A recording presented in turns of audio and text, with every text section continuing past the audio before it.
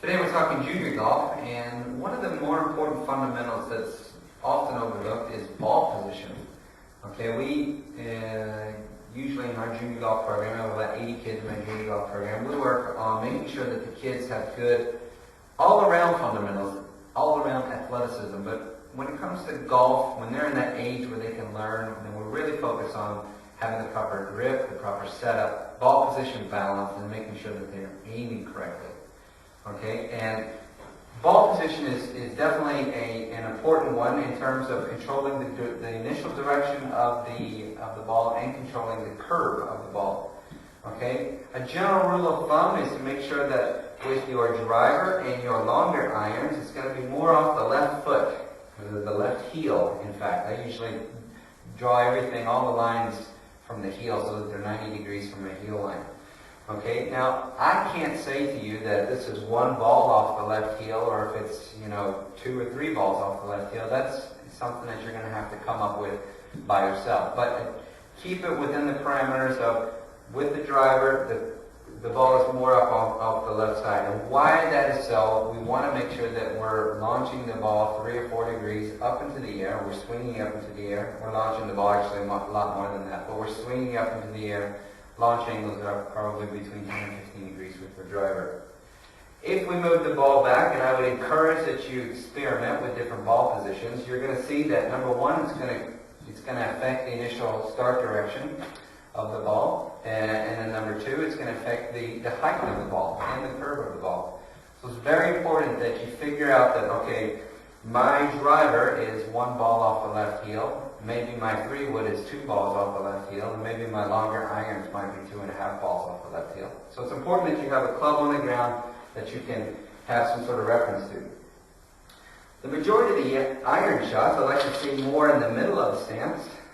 So if we put a club on the ground, put a ball there, okay, I'm again looking at the middle of my heels. Now this isn't going to be the same for everybody. That's definitely not going to be the same for people who have maybe more weight on the left or more weight on the right. I'm talking just as a general rule of thumb. Okay, so one thing I've learned as a golf professional is that there are no absolutes. There's always exceptions. But if you have a starting point, which is what we're doing now, you can always expand and find what works best for you. So we're finding that the iron shots, the majority of them are at the middle of our stance here. And what I'm trying to do with my iron shots is I'm trying to find a place so that I can hit both the ball and then hit the ground. Okay, hitting the ground is paramount in my philosophy as a golf instructor in helping people get the ball up into the air and hit solid iron shots. Hitting the ground helps you hit the club face itself.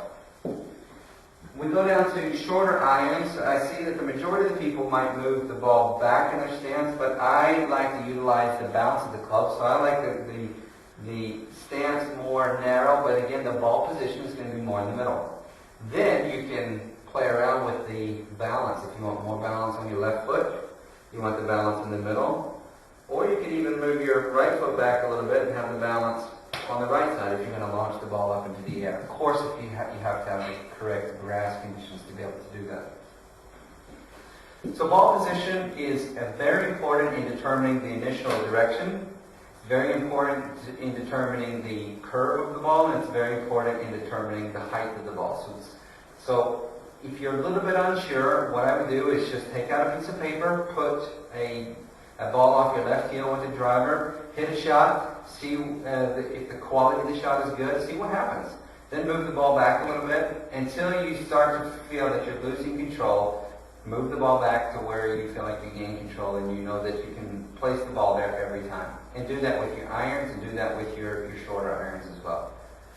If you have any questions, please email me. This is a very important ball position, one that's definitely overlooked. But email me at steven.mcdaniel@pjsweden.com, or you can visit my website at www.mcdanielgolf.com.